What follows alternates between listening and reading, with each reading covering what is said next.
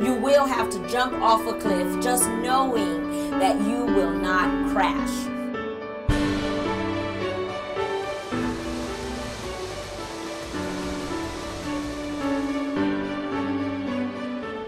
Let me tell you, everybody has their baggage and everybody has their demon.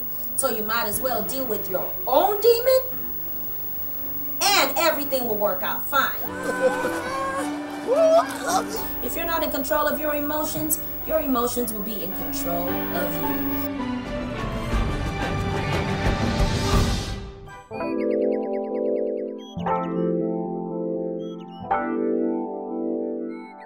Whoa, loving myself. I mean, loving yourself is. See, man, I think life is love, for instance.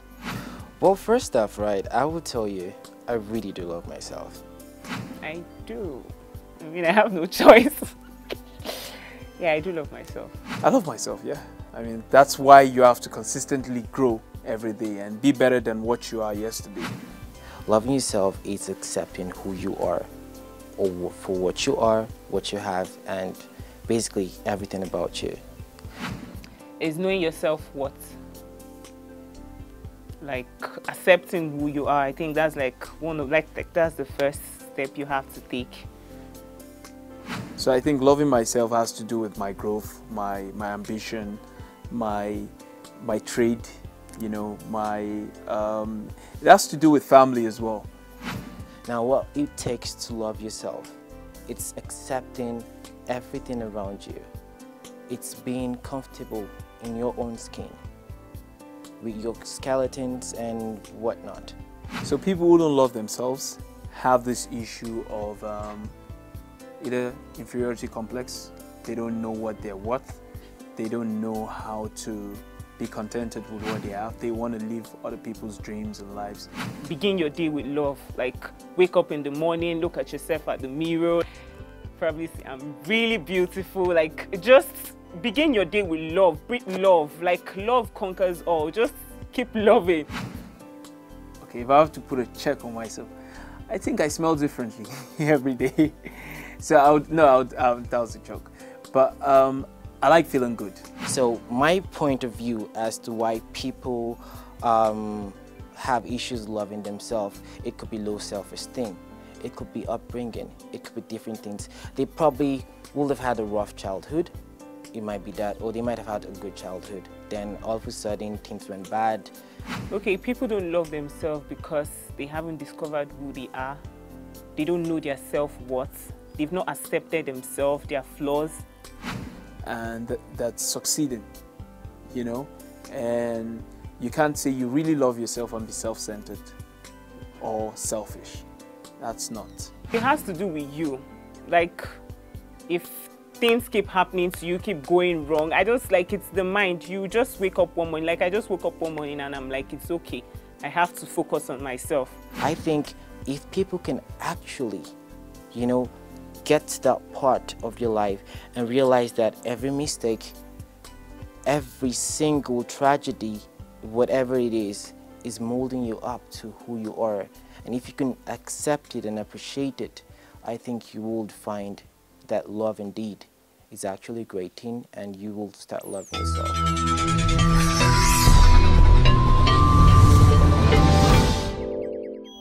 Thank you so much for tuning in today, and you are tuned in to Emotions with Omenesa. And what really prompted me to do this show was because I was so passionate about people just pretty much living in pain. And the truth is that pain is painful. And a lot of people just look at me and they wonder, what do you know about pain? How long have you lived on earth? Well, I would say that I've been through a lot in my life to where I feel that I have a little bit of experience to where I could assist you and advise you and help you get out of pain. Today I am going to talk about filling up your cup, loving yourself. And what made me choose this topic was because it's a real experience for me. I found myself in a situation where I was dealing with major depression. I was major depression. I knew that I had to see a psychiatrist, but I didn't want to go there. So I lived with it for a very, very long time. I was dealing with bouts and bouts of anger and depression and highs and lows. Very, very extreme. Very, very extreme. And me being from the part of the world called Nigeria, that is a country and a society where we can't show exactly how we feel. You know, like we keep it together. You know, we you know, paint on it and we laugh on it and we joke on it. We party on it. That's the type of culture that I was raised in. And then on top of that, I was also raised in a bishop's home. So when you are a Nigerian and then you are raised in a pastor's home, and then apart from being raised in a pastor's home, I have been singing my whole life. I've been preaching, I've been singing, I've been in front of the limelight, I've been in front of the camera. So when you have those combinations, it's very, very hard to say and express exactly how you feel. So for many years, I just found myself in that place where I couldn't really talk about how I felt. And if I talked about it, then I had to get nervous and get very antsy and get extremely scared about, what if somebody is going to tell on me? And I had a lot of experiences where I will confide in somebody.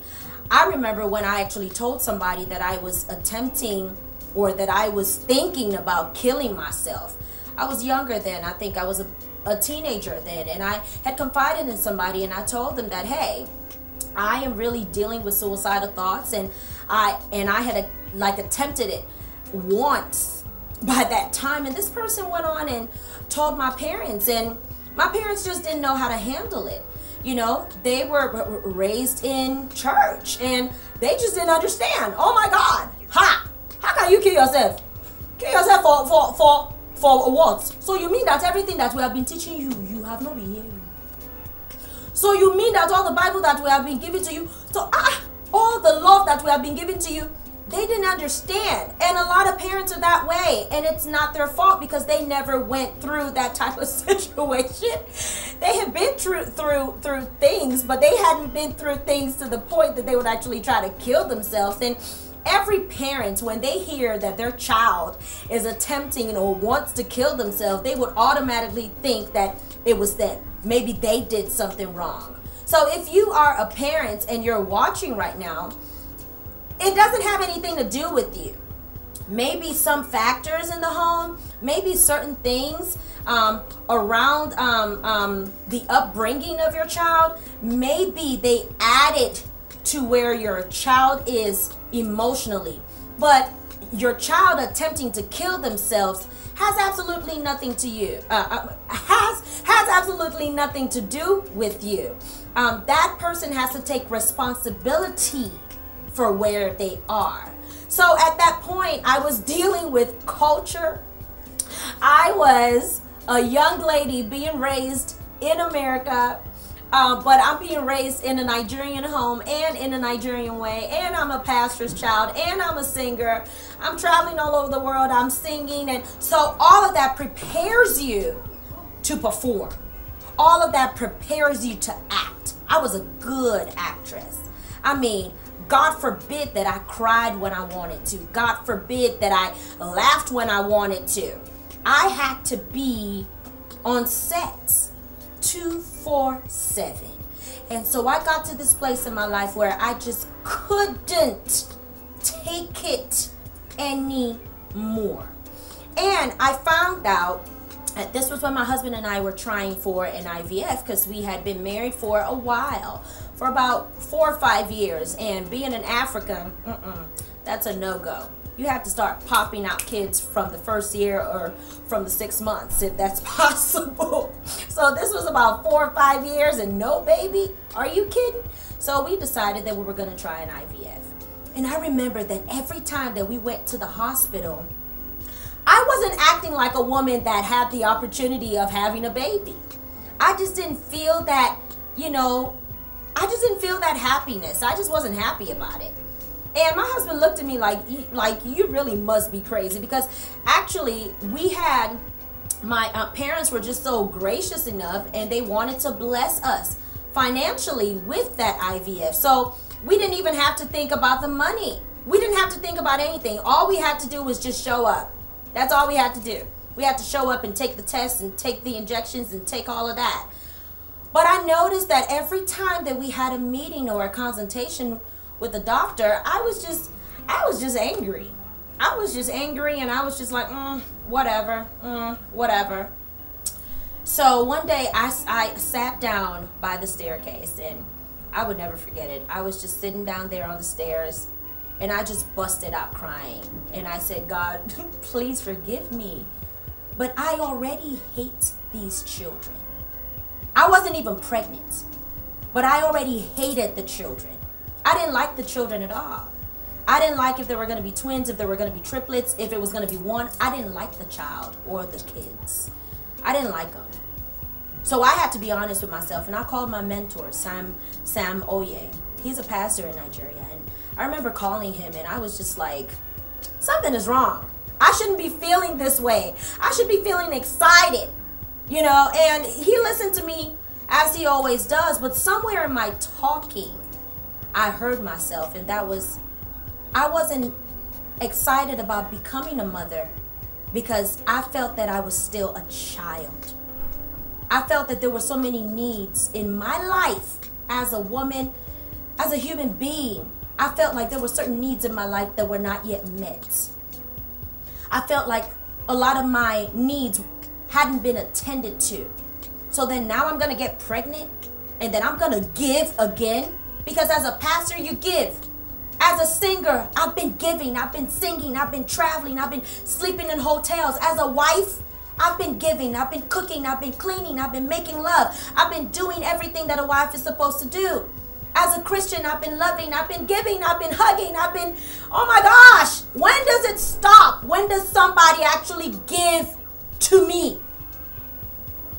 So I felt that no, I can't get pregnant now. And then I'm gonna give again for 9 months. Then I'm gonna give again for about 6 months to a year by breastfeeding the child. Then I'm gonna give again for 18 years. I'm gonna feed the child. I'm gonna school the child. I'm gonna love the child. I'm gonna protect the child. No. I have to be honest with myself. I was not in the mood for that. I was not ready for that. And sometimes you will find yourself in a situation where if you don't get healed, you would find yourself in scenarios, you would find yourself in situations that will force you to either die or get healed. And in my case, I had already attempted to kill myself 3 times, so I knew that suicide was not the way out. I knew that I had to get healed, so I had to be ready for the process. I called the doctor and I told him that I wasn't ready. Of course, the doctor thought I was crazy. And I was telling him, oh, how I have to travel. And yes, I did have to travel. And I purposely booked my trip in the same window so I wouldn't have to do the IVF. And I'm glad that I didn't do it because I was not emotionally ready. As soon as I found myself in Nashville, Tennessee, I had spent some time in Africa, in Nigeria. So I traveled to Nashville because we have some family friends there. And they didn't know why I was in their house. They had no clue. They just thought I was coming to visit. They didn't know that I was coming to get healed. And let me tell you something about healing and about loving yourself. When you start the process about to heal, when you start the process to heal and start the process to love yourself, you must be isolated. Well, I shouldn't say you must be, but you should be. Because trying to heal in front of everybody is going to be really, really ugly. Because you're going to go through a lot of stages. You're going to go through a lot of bouts and bouts and bouts of anger, madness, depression. Sometimes you could become psychotic. Really, you could shock yourself. You would shock yourself at the words that come out of your mouth. When you're in the process of healing, it could be very ugly. You could cry for 24 hours or for 72 hours. You could drink, you could smoke, you could have illicit sex. You could do really, really destructive and stupid stuff. So I would suggest that you just isolate yourself in that moment and do have a mentor and have a counselor. And for me, I had the Judy Jacobs Institute that I was calling. I had my friends, very, very close-knit friends, and I had my mentor, Sam Oye. I also had my life coach, Denise Hurd. I made sure that I was surrounded by people, but I still knew that regardless of all these people that I had around me, I had to have me around me. I had to be ready for me. I had to be ready to embrace the me that I was created to be. Because I had lived for so long. I had lived for so long not being that person. So I didn't even know how to get in touch with me. So I found myself in Nashville, Tennessee, and I'm lying down there. And you know what? Choose the right spouse, really. Choose the right spouse. Your spouse may not be an angel. Your spouse may not be perfect, but there are certain aspects and certain areas in that spouse that covers up for your mess. And in this area of depression and in the area of not having children and not wanting to have children, when I realized that I could have children, just a big mess, thank God that I am married to somebody who looked at me and he knew that I was uncomfortable. He knew that something is wrong. I mean, we're being offered a free IVF, for goodness sake. What is your problem?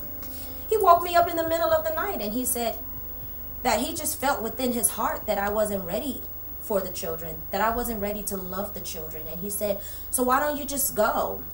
Just go for a while and clear your head. Go to New York, go to Nashville.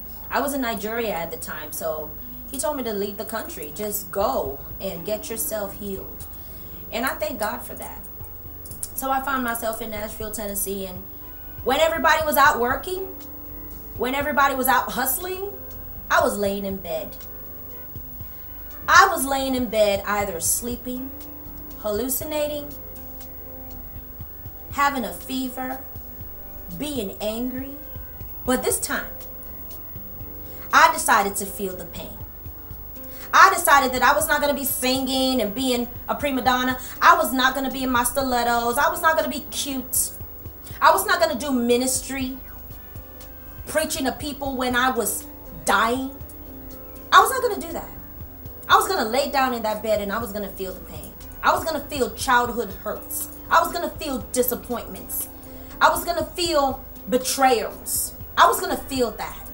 I was going to feel all those things that makeup could cover. I was going to look at myself and be like, hey, you are not happy. Why are you not happy? I was going to ask myself those questions and I was going to answer them. I was ready to introduce me to me. And when I went through that process, thank God that I was exercising at some point. I was running. I was doing push-ups. Then I started to eat right. I cried myself out. I wrote down everything that hurt me. And I also wrote down how I had hurt people, because hurting people hurt people. I asked God to give me a heart of remorse, to where I didn't have explanations but repentance. Yes, I was in that place of isolation. I was ready to heal. I was ready to heal. Since I wasn't going to die, I was going to live. I decided that I was not going to heal enough to cope. I was going to heal enough to live. And when you make that decision, ladies and gentlemen, be ready for a process and be ready for an ugly one. And in my case, it took a lot of crying. It took a lot of praying. And I learned to fill my cup. So I told you that my topic today is fill up your cup. How did I fill my cup? First of all, I had to realize that my cup was full of dirt. It was adulterated. It was full of nonsense. It was full of masturbation. It was full of anger. It was full of malice. It was full of contention. It was full of frustration. It was full of conniving. It was full of coping. You see, because when you start coping, you're going to learn all kinds of mechanisms, and all of them do not glorify your temple, and they certainly do not glorify God. They don't glorify anything. Everything around you will be stinking and foul because you are foul. Everything you touch becomes foul because you are foul. What's on the inside of you is foul. So I decided that I was going to replace what was on the inside of me. I was going to replace all that anger. I was going to replace all that bitterness. I was going to replace all of that nonsense, and I was going to fill it up. How was I going to fill it up? I wrote down over 30 words of affirmation. I am beautiful. I am God-made. I am smart. I am intelligent. So that's the first thing that I want you to write down today. How do you fill up your cup? The first thing is you write down a long list of every positive thing in your life. And trust me, there is something good about you. Okay? Are you friendly? Do you love people? Are you a giver? Are you sacrificial? Are you a good lover? Are you a good friend? Are you private? There's so many good things about you. Write down that list and then every morning say it to yourself. I am special. I am still here. It took me a long way, but I'm here. I am here today. I am bright. I am intelligent. I have a good dress sense. I have straight teeth. I have white teeth. I have white eyes, thank you, Jesus. I have a pretty face. I can connect with people. I can get a job just like that. These are things that you tell yourself. And it takes about 21 days to establish a habit. It takes 21 days for your mind to get in sync with a new habit. So if you recite those things, I don't care how many you write, but write down every single positive thing about yourself, and believe me, they do exist. And then you pronounce them every day, and that was what I did. I am a survivor. I am a giver. I could give myself to death, and that's not good, but I'm a giver. So I had to write down all those positive things about myself, which is the very first way to love yourself. And then secondly, after writing that long list, start to replace all the junk. Enhance your life. Educate yourself. Okay, if you have a bachelor's, try to get a master's. If you have a master's, who says you can't have a PhD?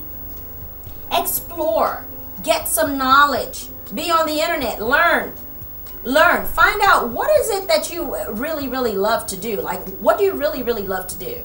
For me, I sing, I preach, but I also counsel, and I love people.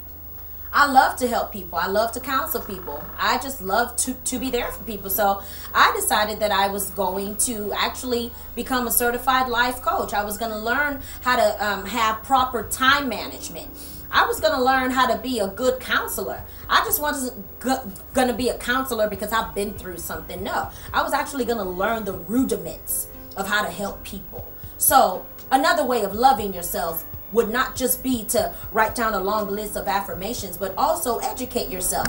Educate yourself in your field. If you want to be a lawyer, then you have to learn how the court justice works. If you want to be a doctor, then you're going to have to be prepared for the 8 years of school or the 9 years or however long it is. God knows it's long.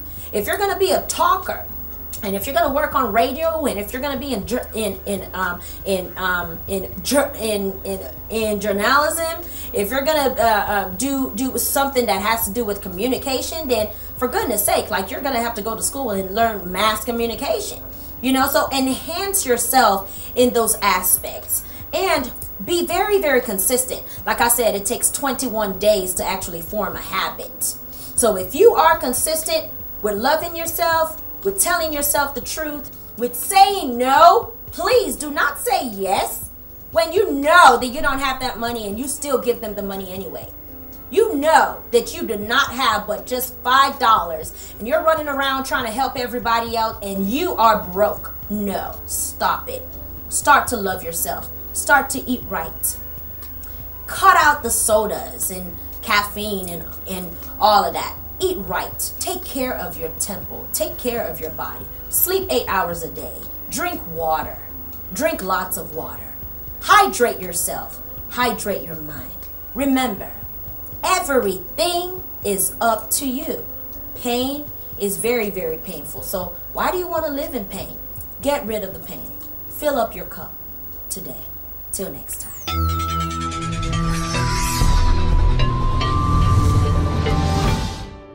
You will have to jump off a cliff, just knowing that you will not crash.